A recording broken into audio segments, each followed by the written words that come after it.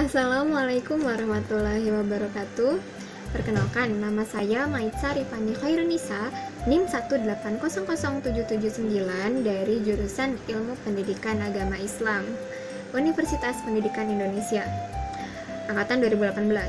Nah, pada kesempatan kali ini saya ingin sharing sedikit tentang mata kuliah yang saya dapatkan di semester 4 ini, yaitu mata kuliah terjemah Al-Quran.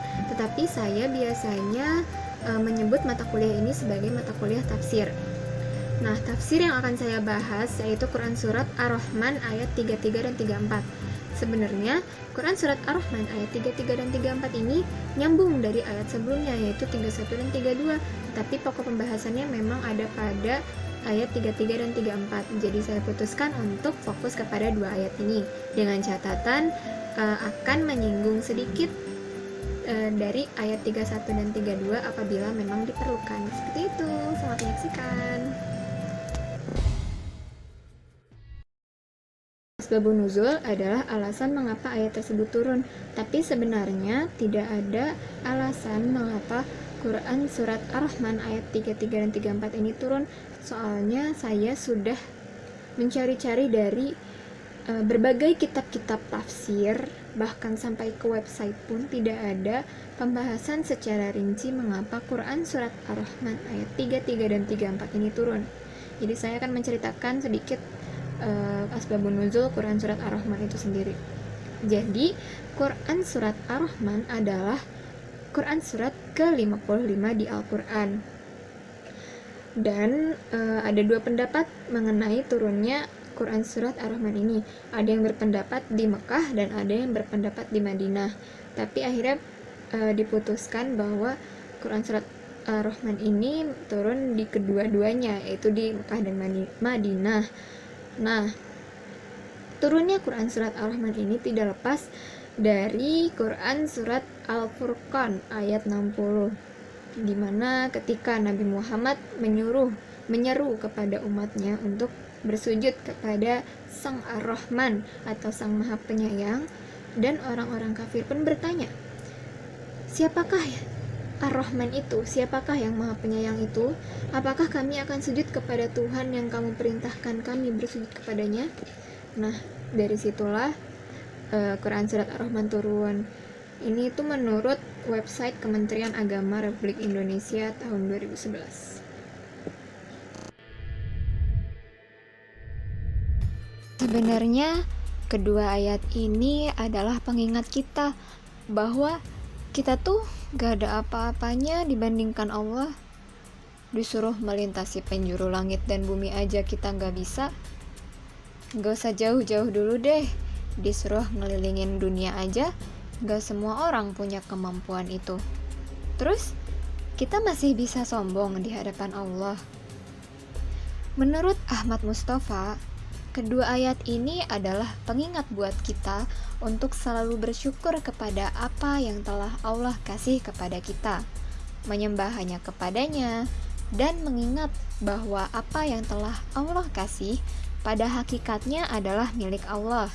Jadi, kalau misalnya kita punya suatu rezeki, misalnya kamera nih, terus hilang, kita tuh harusnya gak usah kaget, karena memang pada awalnya semua yang kita miliki ya milik Allah. Tapi emang sih ikhlas itu susah. Lain halnya dengan kitab tafsir Ibnu Katsir. Beliau berkata bahwa kedua ayat ini adalah ancaman bahwa kita gak bakalan, gak akan, gak mungkin deh pokoknya untuk lepas dari pengawasan Allah. Hal ini tergambarkan pada saat kita ada di hari kiamat kelak. Kita gak akan lepas dari pengawasan dan pembalasan Allah. Ya ma'syaral jinni wal insi in istata'tum an tanfuzu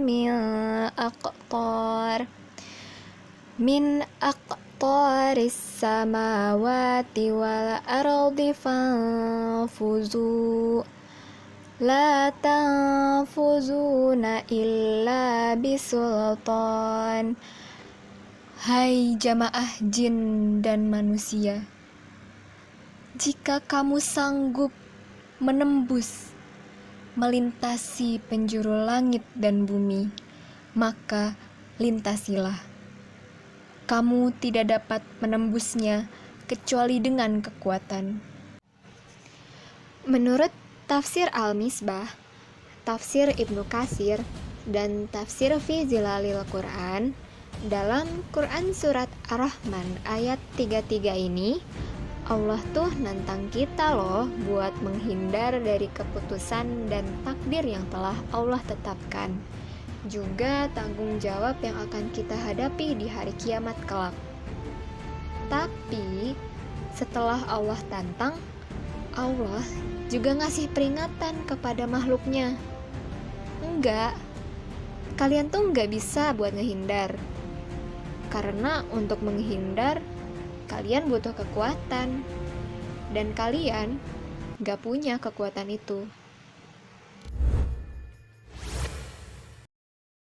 Fabi'ayyi ala'i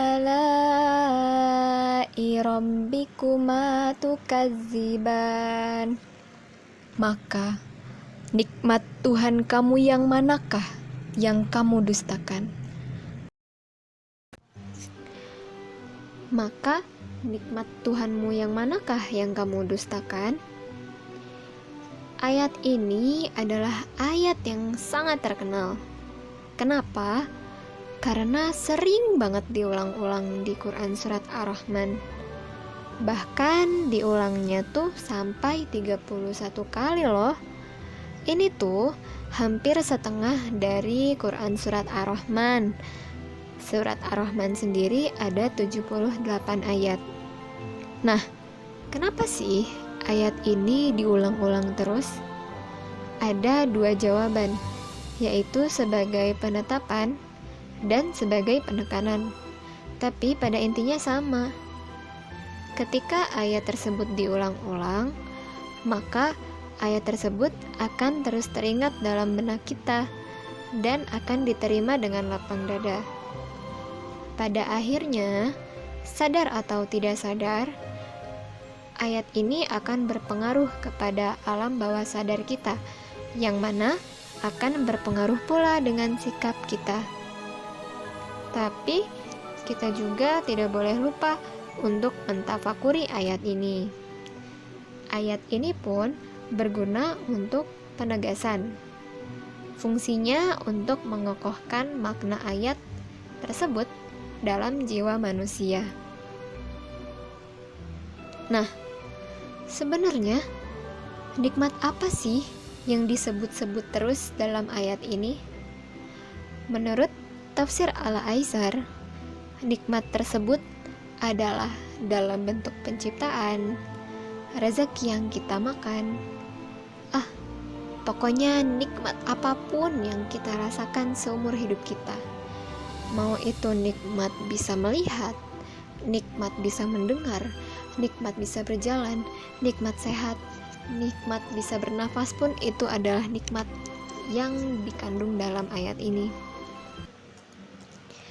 Menurut tafsir Al-Misbah dan tafsir fi Zilalil Quran, ayat ini merupakan kalimat tanya yang mengandung kecaman dari ayat sebelumnya. Kita tuh udah gak bisa lepas loh dari Allah. Mau nyombongin apa lagi sih? Dan gak cuma kecaman, tapi ayat ini juga adalah pertanyaan retorik. Pertanyaan yang sebenarnya nggak usah dijawab karena jawabannya kita udah tahu. Apalagi di alam akhirat kelak. Emangnya jin dan manusia masih punya kekuatan untuk berdusta di hari akhir? Allah tuh maha tahu loh. Allah tahu sekecil apapun yang kita sembunyikan. Isi hati kita aja Allah tahu kok. Gimana pas udah di akhirat? Mulut kita akan dikunci, sementara anggota tubuh kita yang akan bersaksi. kita mau lari kemana lagi. Nah, sekian pembahasan yang dapat saya sampaikan. Semoga apa yang telah saya sampaikan ini dapat bermanfaat bagi kita semua. Mohon maaf bila ada kesalahan. Wassalamualaikum warahmatullahi wabarakatuh. Bye.